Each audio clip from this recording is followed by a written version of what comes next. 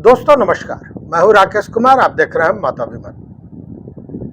मित्रों, अपर मुख्य सचिव का पदभार ग्रहण करते ही मतलब जो अभी छुट्टी पर के पाठक गए हैं, उसके बाद डॉक्टर एस सिद्धार्थ एसीएस बने।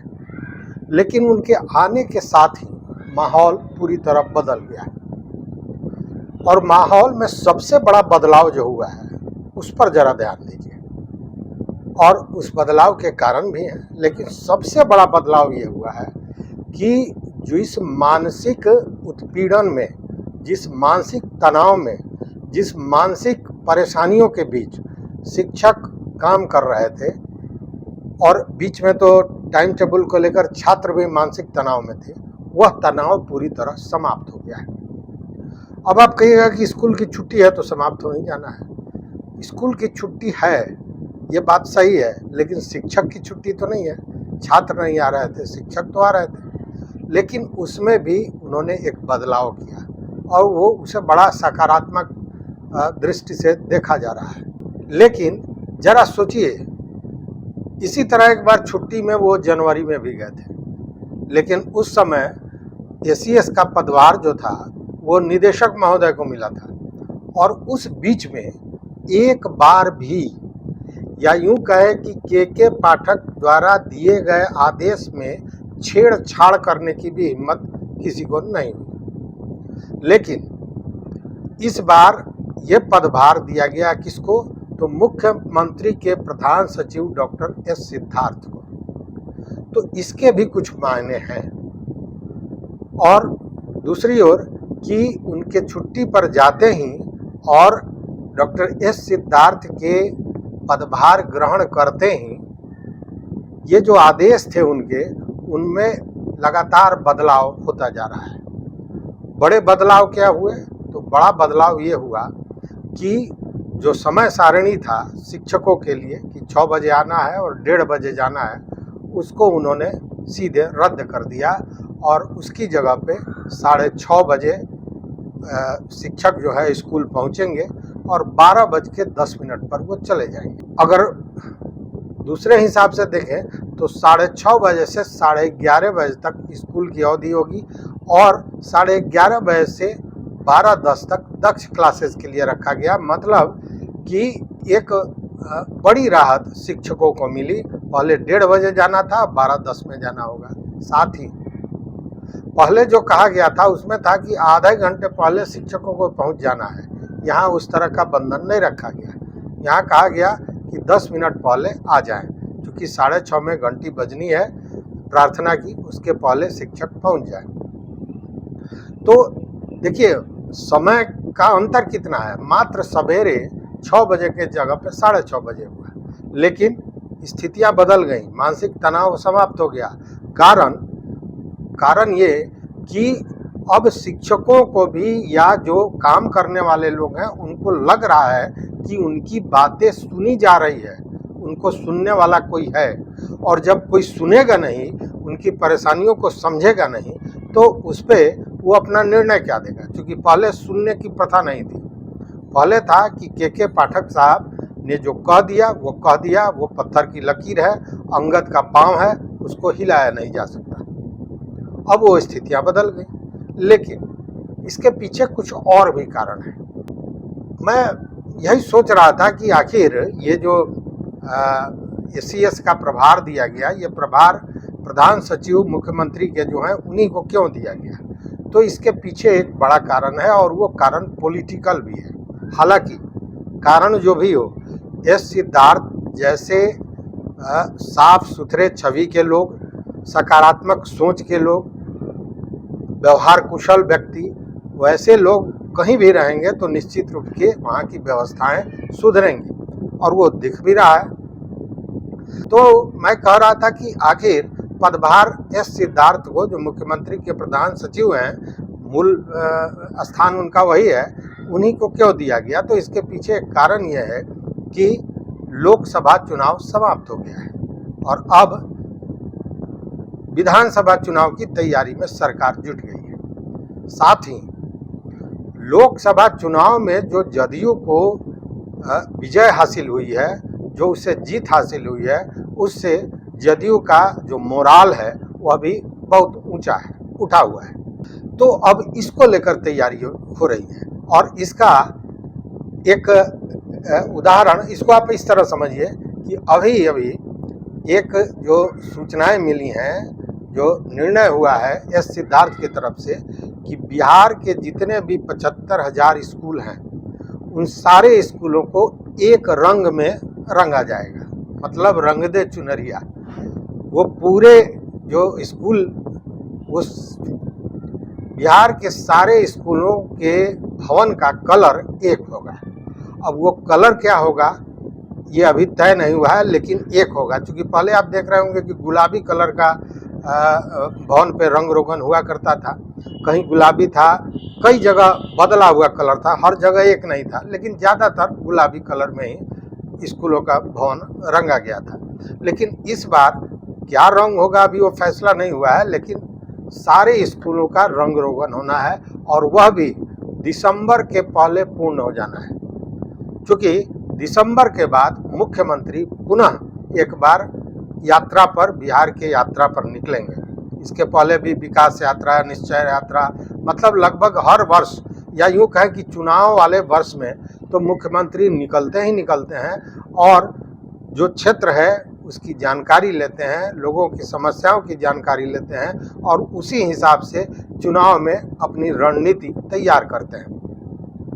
तो ये एक बड़ा मसला था और इसको लेकर ही एस सिद्धार्थ को प्रभार दिया गया। क्योंकि इसके पहले था क्या कि के पाठक जो फैसला लेते थे उसमें मुख्यमंत्री की बात तो छोड़ दीजिए, क्योंकि मुख्यमंत्री के लिए तो मंत्री के यहाँ जाएंगे, फिर मुख्यमंत्री के यहाँ जाएंगे, तब उनसे राय लिया जाएगा। वो तो मंत्री की भी बात नहीं सुनते थे, या यूँ कहें कि उनकी भी राय नहीं लेते थे, सीधे अपनी बात कर जाते थे। लेकिन अब जो ये फैसला हो रहा है, जिस तरह, अब जरा ध्यान दीजिएगा, जिस तरह बार बार ये कहा जा रहा था कि अपने से वो फैसला नहीं ले रहे हैं, मुख्यमंत्री का सह प्राप्त है, इसलिए इस तरह का वो फैसला कर रहा है। लेकिन सच्चाई ये है कि अब जो फैसला हो रहा है एस सिद्धार्थ द्वारा, वो निश्चित रूप से मुख्यमंत्री के संज्ञान में ही हो रहा है। और ये ढील जो दी जा रही है, और इसको हम ढील तो नहीं कह सकते हैं, जो सुधार हो रहे हैं उसके पीछे भी कहीं ना कहीं एस सिद्धार्थ की कार्रवाई है, लेकिन उसमें सोच मुख्यमंत्री का है, या यूँ कहें कि मुख्यमंत्री की सहमति के साथ ही ये सारा काम हो रहा है। अब देखिए जांच वाले मामले में भी, जांच वाले मामले को भी उन्होंने पलट दिया। पहले जो जांच हो रहा था, 8,000 लोग थे, जांच पदाधिकारी बनाए गए थे, एक दिन में 60-60 हज़ार स्कूलों का निरीक्षण हुआ करता था, सेल्फी खींचा करता था, जाया करता था। उन सारे व्यवस्था को भी पलट दिया। इस पर हमने पूरा एक वीडियो बनाया था। अब ये सारा जो जिम्मा है वो डीडीसी को, उप विकास आयुक्त जो जिले के होते हैं, उनको सौंप दिया गया है। और उसमें भी जांच पदाधिकारी को भी बोला गया है कि 10 से 15 स्कूल ही उनको दिया जाएगा। वो सप्ताह में 3 दिन ही जांच करेंगे, स्कूलों की जांच 1 दिन होगी, ये सारा कुछ है। लेकिन जांच की प्रक्रिया में भी बदलाव हो गया। पहले जांच का मतलब होता था कि शिक्षक आए कि नहीं टाइम पर, डंडा शिक्षक पर चलाओ और जांच समाप्त। अब वैसा नहीं है। अब जांच का मतलब ये है कि जो जांच पदाधिकारी जाएंगे वो उनका जिम्मा होगा कि स्कूल के समग्र व्यवस्था को देखें, सारी समस्याओं को देखें, और केवल देखें नहीं, उसका निराकरण कैसे होगा इसकी व्यवस्था भी करें। तो जांच में भी बड़ा एक बदलाव आया। और सबसे बड़ा बदलाव ये कि ये जो सेल्फी खींचने वाला परंपरा के पाठक ने लगा दिया था, वो सेल्फी खींचने वाली परंपरा भी समाप्त कर दी गई। उसके अलावा देखिए, अब समझिए इस बात को, फर्नीचर या अन्य भी चीज़ थे, जैसे समरसेबल था, वो फ्री फायर स्ट्रक्चर था, इन सारे चीज़ों को लेकर जो करोड़ों करोड़ का खरीदा गया था के पाठक के समय में, उस पर उंगलियां उठ रही थी कि खराब है। और उंगलियां क्या उठ रही थी, खराब था भी। पटना में आपने देखा होगा कि स्कूल में बच्चे बैठे, नया ही डेस्क बेंच आया था, बैठे और वो उसी समय टूट गया। तो इस पर जब बहुत उंगलियां उठने लगी, ये हुआ कि ये तो चारा घोटाले से भी बड़ा घोटाला हुआ है यहाँ, और तमाम बातें हुई, तो उन्होंने जांच प्रक्रिया शुरू की। और जांच में भी जो सिस्टम उन्होंने बनाया, उसके बाद यही हो सका कि 2 जो आपूर्तिकर्ता थे उन पर एफआईआर किया गया। अब इस जांच की प्रक्रिया को भी जरा अलग करके देखिए। अब देखिए, उन्होंने एफआईआर कर दिया और एस सिद्धार्थ ने अपने वीसी में कहा कि नहीं, आपूर्ति कर पहले आप जाकर देखिए कि डेस्क बेंच सही है या नहीं है। अगर नहीं है तो आपूर्तिकर्ता को बुलाइए और उसको वो डेस्क बेंच वापस कीजिए। वो बेहतर डेस्क बेंच देता है, गुणवत्ता वाला, तब लीजिए। और अगर वो वापस नहीं लेता है, उस स्थिति में तब उस पर कानूनी कार्रवाई कीजिए। मतलब कि एक प्रक्रिया बनाई गई कि जो आपूर्तिकर्ता है, जिसने वो दिया है, गलत दिया है, तो उसको सुधार कर दे, और अगर नहीं देता है या फिर वापस लेने से इनकार करता है, तब उस पर कानूनी कार्रवाई की जाए। और ये इसलिए संभव हो रहा है कि सोच को सकारात्मक रखा गया है। मतलब समस्याओं के निराकरण की बात देखिए, बार बार के पाठक इतनी तल्ख आदेश देते थे, अव्यवहारिक आदेश देते थे, लेकिन उन पर उनका कोई कुछ बिगाड़ नहीं पाया। उसका सबसे बड़ा कारण क्या था कि के पाठक ने कोई भी वैसा आदेश या वैसा काम, वैसी चीज़ें नहीं की जो कानून संगत नहीं हो। मतलब शिक्षा विभाग में जो एक्ट है, उस एक्ट के अनुसार वो काम करते थे और उसी में निकाल लेते थे कि कैसे उनका आदेश प्रताड़ना बन जाए। लेकिन एक्ट के हिसाब से काम करने का मतलब ये कहीं से नहीं होता है कि अगले को मानसिक रूप से, शारीरिक रूप से परेशान किया जाए। तो यह आदमी के सोच का अंतर है, जिसके चलते ये सारी चीज़ें आ रही हैं। और सबसे बड़ी बात जो मैंने आपको कहा कि शिक्षक या जो भी लोग काम करने वाले हैं, स्टूडेंट्स, अभिभावक, सारे लोग कहीं ना कहीं मानसिक तनाव से मुक्ति पा गए हैं। अब मानसिक तनाव नहीं है, लोग काम कर रहे हैं, काम करेंगे भी।